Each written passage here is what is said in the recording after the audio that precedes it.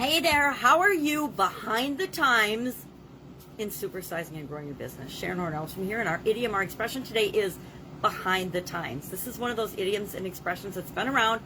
It was very popular in the 16th to the 18th century, where people call it behindhand. Now, I've never heard that because, of course, I wasn't alive in the 16th to 18th century. And in the 19th century, Dickens, actually in 1846, used it by saying, I'm old-fashioned and behind the time. In, I think it was the Dombey and Sons or something to that effect. Anyway, Dickens wrote about it, and that, of course, helped it to catch on and mean to be old-fashioned, not having knowledge or not showing knowledge or sharing knowledge of current ideas or styles, or to be outdated or old-fashioned. Kind of like my hair from the 1980s, right? I know it's out of style. I've tried different things, but for me, it's in my comfort zone. So as long as I feel comfortable, I will wear my hair old-fashioned as in the 1980s. So I was having a conversation with one of my coaching students yesterday. Yep, I talk to my coaching and consulting folks on weekends as well as during the week. Whenever they need me, I try to be available. And we were having a discussion about his frustration with his business partner. And he happens to be in the real estate industry, which if you've ever been in that industry, you know how frustrating and fun and exciting and exhilarating and the whole spectrum of emotions it can be. And it reminded me of this particular idiom or expression, behind the times. We can be actually old-fashioned and not up to date in some of the ways we're dealing with our business. For example, we can be behind in technology. We can be behind in processes and systems that other players in our industry are using. We can be behind in our structure or in our strategies that we're using and applying to our business and our industry. But we can also be behind in our thinking and our belief system and operating off of beliefs that are actually holding us back and harming us. How do I know? Because this was a huge one for me a couple of decades ago. I was behind the times in my thinking in that I was shoulding myself to death, literally. I always felt like I should be doing something different, or I should be further along, or I should be making different decisions or choices, or I should be doing this, or I should be doing that. And that my business should be growing faster and all these things. And I was having a similar conversation with this young man yesterday. He was upset about a bunch of real estate deals his business partner wasn't. His business partner is much more risk adverse than he is, and much more cautious and much more conservative and much more afraid, literally afraid.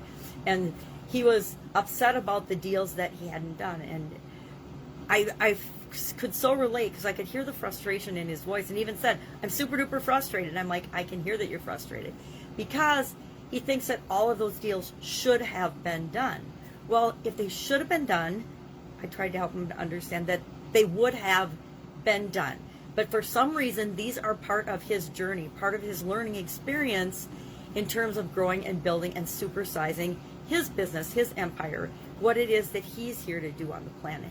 So in addition to being behind the times, literally being old-fashioned, like my hair, or behind with respect to technology, I admit I haven't done anything with artificial intelligence with respect to my life and my business. Because it's the leading edge of things, right? It's the latest and greatest technology, and it's one of those things I'm aware of, yet I have not figured out how or if or when or why I would incorporate that into my business. Yet there's other areas where I am on the leading edge of business with respect to building and growing my personal business. But it just reminded me that not only can it be old-fashioned in behind the times in what we're actually looking at and doing and applying in our business, but we can be behind the times in our thinking. And the biggest, most impactful thing about that is that our business will only grow as fast as we are willing to grow. And so part of what we need to do is embrace the experiences that we're having and understand how they are forging us and making us the person we need to be in order to handle that bigger business, to handle those number of transactions, to handle that amount of volume coming through our business. And You know, this person may very well outgrow. I guarantee this person is going to outgrow their business partner and will move on in different directions, because it's a lot easier to move on and create the life you want than it is to expect someone else who's already set in their ways to change and be different. And so that was the gist of our discussion, but it really reminded me of myself 20 years ago and how frustration can actually destroy you and your business, thinking you should be doing something different or you should have done something already. It's more should have done something already than should be doing things. You know, we all think we should be doing things, but it's the being frustrated where you are right now because you think that you should be somewhere different. That's the destructive part of feeling behind the times. Love to know your experience with this particular idiom or expression. Share in the comments below. Any questions, hit me up. Otherwise, I will be with you tomorrow with another time-related idiom. What does it mean? Where does it come from? How might you use it or think about it in your business and maybe even in your life? Have an amazing day, and I'll be with you tomorrow.